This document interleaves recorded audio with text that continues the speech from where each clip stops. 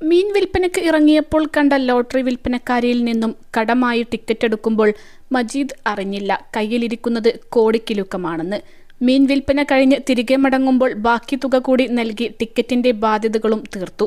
പിന്നാലെ എത്തിയത് സമ്മാനമടിച്ചെന്ന വാർത്ത, അതും 1 കോടിയുടെ 1ാം സമ്മാനമെന്ന സന്തോഷ വാർത്ത. മീൻ കച്ചവടക്കാരനെ കോടിപതിയാക്കിയ ഈ സംഭവം നടന്നത് അയിലൂരിലാണ്.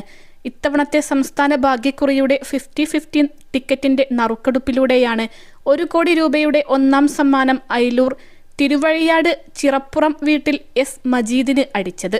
കയറാടിയിൽ ലോട്ടറി വിൽപ്പന നടത്തുന്ന കരിങ്കുളത്തെ ആർ ചെന്താമരയിൽ നിന്ന് കടമായാണ് ആദ്യം ടിക്കറ്റ് വാങ്ങിയത്.